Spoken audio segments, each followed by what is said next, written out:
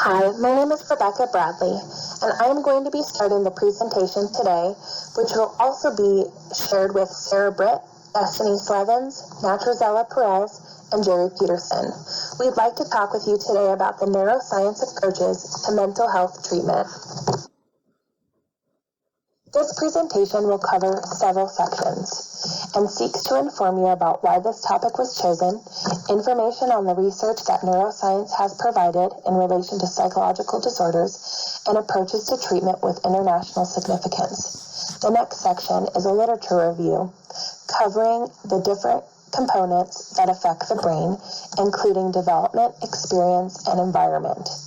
The final sections will cover applicable techniques, theoretical orientations, and spiritual evidence that have shown to provide the best results for change. This topic was chosen because neuroscience provides an opportunity to gain greater understanding of the ethology of mental disorders and therefore is a component in finding valuable approaches to treat the various mental health disorders. Authors Mahorta and Sahu state that the integration of psychotherapy and neuroscience has gained momentum only in the last 2 decades. Authors Luke, Miller, and McAuliffe state that this integration has the potential to provide additional levels of case conceptualization, offer strategies for assessment, diagnosis, and treatment planning. I would now like to draw your attention to the definition of psychopathology. Authors Kring and Johnson, 2018, state that it is the field concerned with the nature, development, and treatment of psychological disorders. They also talk that there are 3 paradigms that guide the study of psychopathology, and one of those being neuroscience paradigm. The neuroscience paradigm holds that psychological disorders are linked to apparent processes in the brain. Neuroimaging has broadened our understanding of these apparent processes in the brain, so much so that authors Luke, Miller, and McAuliffe state advances in animal models and neuroimaging tools have allowed researchers to observe brain activity as it occurs, even so far as seeing experiences of emotion and relationship in the brain. These tools found in neuroscience has evidence that counseling can be effective at the cellular level. Neuroscience is not a cure-all. However, when paired with counseling, neuroscience offers credible biological explanations for clients, provides further challenges to dismiss views of phenomenology, and offers continued research that supports the power of the therapeutic relationship found with a counseling professional. Authors Mahorta and Sahu quote, "The brain is a self-organizing, self-adaptive, and highly dynamic system, capable of self-regulation, problem-solving, language, communication, and social bonding," found on page 412. Technological tools have also been used in neuroscience, such as an MRI, and have shown to explore things like moral reasoning and moral agency across a diverse clinical population, including autism, addiction, psychopathy, dementia, and schizophrenia. Neuroscience provides alternative tools in order to find ways and new approaches to treating those with mental disorders. Thank you, Becky. My name is Sarah, and I would like to discuss the structure and function of the brain. Understanding the structure and function of the brain helps see the connection between the activity within the body and thoughts, feelings, and behaviors. As Christians, it also allows us to pay more attention to various aspects of the mind through which God is speaking, thus creating a deeper connection with God. The brain is made up of 3 pounds of tissue about the size of 2 fists held together. A metaphor of the hand model of the brain can be used to describe the parts of the brain's anatomy relevant for counseling.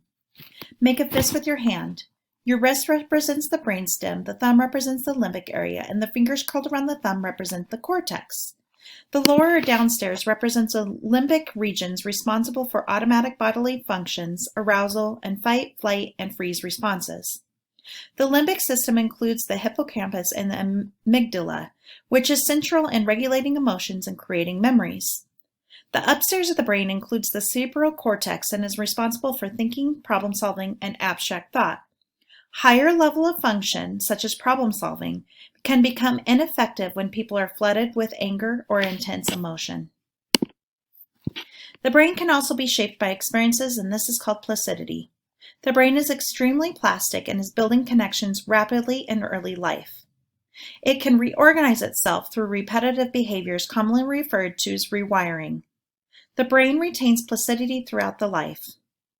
Neurogenesis is the brain's ability to develop new neurons. Exposure to repetitive stimuli causes the brain to change and adapt. Prolonged or intensely stressful experiences can be destructive for the brain's plasticity and neural development. Effective counseling can build new neural networks and connections. The brain has an important role in attachment. Children have genetic predispositions, but certain experiences can turn off, on, accelerate, or slow this gene predisposition through experience. Parents' emotional attunement to an infant impacts the brain organization and structure. Respondent parents promote the social engagement system in the brain and prepare the child to have a better emotional regulation and resilient to the stress of life in later relationships. Early childhood trauma and exposure to threatening, abusive, and violent experiences during critical times of brain development alters the function of the brain, such as stress reactions and memory. Professional counselors should also be aware of the development of the brain. In adolescence, there is changes within the prefrontal cortex. Given this, an adolescent's thoughts are less developed and the ability to take another person's perspective is not fully formed until adulthood. Changes also occur as adults age. Some brain alterations among older adults contribute to the decline in memory, reduced processing speeds, and contributes to less ability to focus attention. However, it is important to note that not all abilities in older populations are certain to decline. Researchers have found that there is a less difference in memory for the cultures where there is no negative stereotypes about aging. Thank you, Sarah. Hello, my name is Destiny Slavens, and I will be presenting the second half of our literature review. I want to cover some of the science behind how our experiences impact our brain, as well as touch on how the neuroscience approach impacts counseling, and the ethical considerations we need to look at when applying neuroscience to counseling. Let's begin with our experiences. Our experiences help make us who we are, but how does that impact how we look at neuroscience from a counseling perspective? I want to give some basic information as to how this works. Experience-based brain and biological development in the early years differentiates neuron functions and establishes major neurological pathways. This can set trajectories that affect the competence, health, and well-being of individuals throughout their lives. The brain controls, through neurological and biological pathways, our main functions, such as our metabolism, reproduction, respiration, the cardiovascular and immune systems, our emotions, behavior, and response to stress and threats. The billions of neurons in the brain have the same genetic coding, but as the brain develops through our experiences in early life, neurons differentiate through specific gene activation. Experience also affects the formation of the connections among neurons to establish pathways for the different hierarchies of brain function. These pathways govern or control our intellectual, emotional, psychological, physiological, and physical responses to what we do every day. So now that we know a little about how our experiences translate into our brain function, I would like to move on to what this has to do with counseling. It has long been known that counseling can help clients manage and change their thinking, feelings, and behavior. These changes obviously have some physiological basis, but there is still much research to be done. We will see many new findings and advances in this field in the future. So, can psychotherapy help rebuild the brain? Yes. We now know that the brain is constantly sloughing off old, dead cells and adding new ones. It rewires itself, responding to both internal and external forces. We can rewire parts of our brains that are not working properly. Counselors can help clients in rewiring their brains. A brain can be rewired to think, believe, behave, react, and even learn differently. Jerry will expound on this topic later in our presentation. So why is it important for counselors to understand how the brain works, and what can we do with this information? Knowing what is happening on the inside can help us to devise better plans to work through what is happening on the outside. A better understanding of these biological mechanisms can help in the improvement of our therapeutic interventions. The last thing that I would like to talk about is the ethical concerns when combining neuroscience and counseling. Many ethical issues must be considered when combining what is traditionally thought of as counseling with other modalities. The neuroscience application to talk therapy, such as neurofeedback, is considered complementary. The National Center for Complementary and Integrative Health, part of the National Institutes of Health, defines complementary as a non-mainstream practice used together with conventional medicine. Each new complementary approach has different dimensions that need to be considered. So what do counselors need to consider before applying neuroscience with their clients? The first is client welfare. The ACA Code of Ethics requires counselors to work jointly with clients in developing a treatment plan that is suited to the client's individual needs. So when considering a complementary treatment, counselors should ask how the use of such treatment can help the client in reaching their counseling goals. The next is evidence-based practice. The 2014 ACA Code of Ethics states that counselors use techniques, procedures, and modalities that are grounded in theory and have an empirical or scientific foundation. The next is informed consent. It is the counselor's duty to make sure that clients have the information needed to make informed decisions. Clients need not only understand the risks and benefits of a particular complementary treatment, but to also have a reasonable idea of what to expect. The next is scope of practice and competency. When practicing complementary modalities, counselors must assess their level of competence on the basis of their education, training, and experience. State licensing boards may or may not require that counselors have earned formal credentials before using a complementary practice. So please consult with all necessary entities before adding a complementary treatment to your practice. And lastly is extending boundaries. Counselors need to pay special attention to the possible boundary issues associated with complementary practices.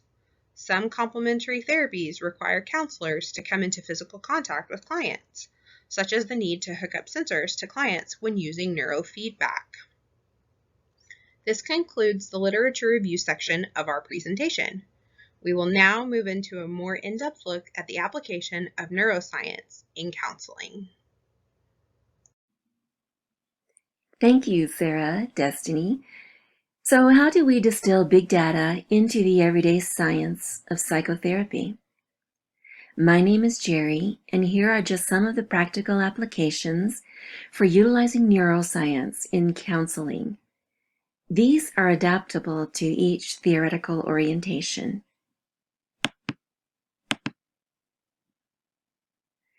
The way we think, feel, and choose makes us unique. Our thoughts are creative, forming neural pathways in the organ of the brain. Feelings follow in response to pleasure or pain. With repetition, our thoughts and feelings determine our choices or behavior. So the truth is, as we think, so we are.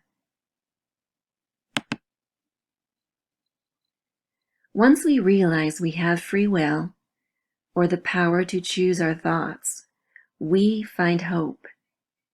We are empowered by hope. When we realize our thoughts can be captured and changed, there is control when all else seems out of control. Circumstances once thought disempowering become filled with options. Then nothing, our gene propensities, our DNA, our influencers, become a matter of choice. And by neuroplasticity, we can rewire ingrained thoughts and change our minds, our feelings, and ultimately our behavior. We can change our lives.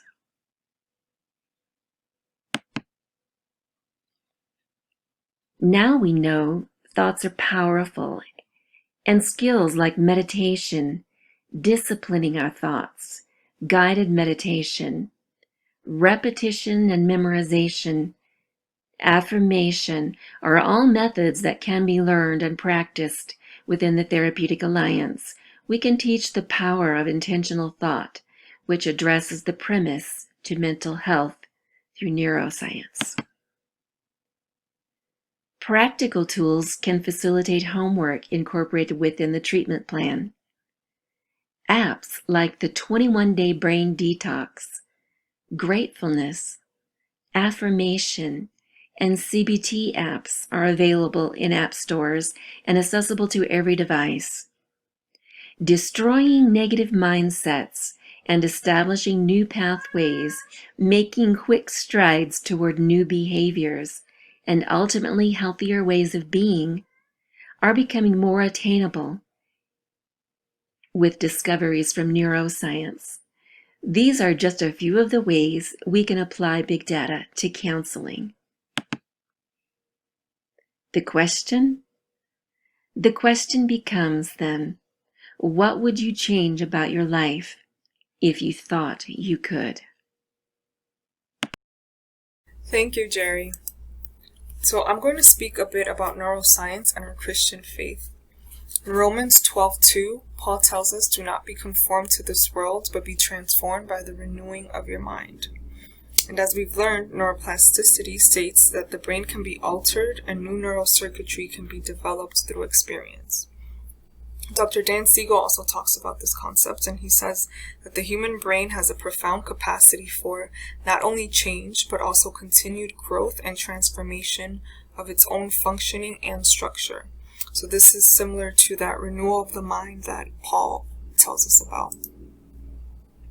Neuroscientific studies show that focusing on contemplative spiritual practice and mindfulness meditation has the capacity to increase our non-anxious awareness, which significantly lowers our stress.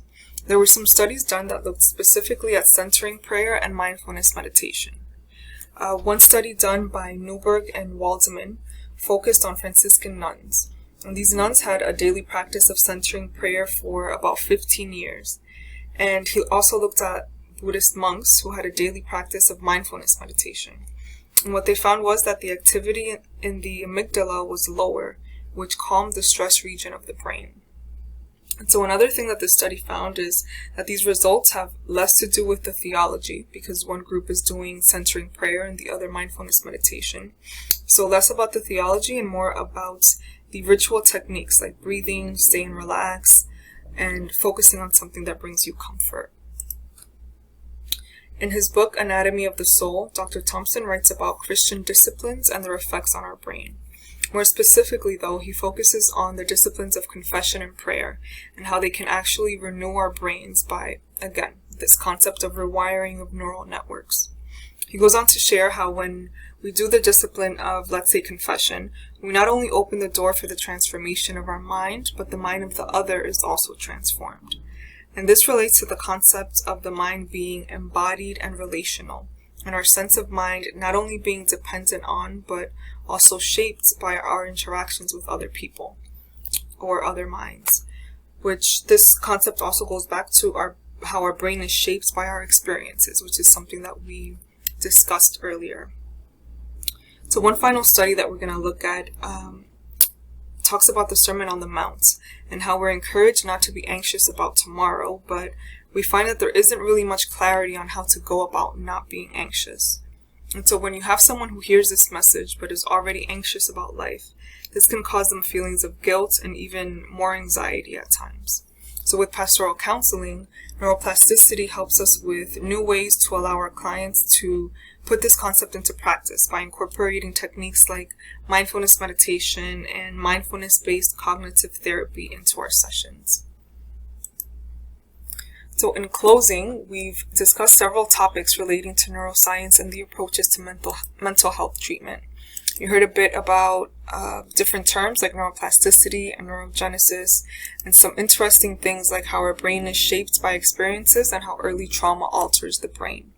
We also touched on our Christian faith and how scripture and neuroscience can work together. As counselors, we can learn to incorporate CBT and mindfulness techniques within the counseling setting in order to work with our clients in a new way. In the following slides, you will find our references.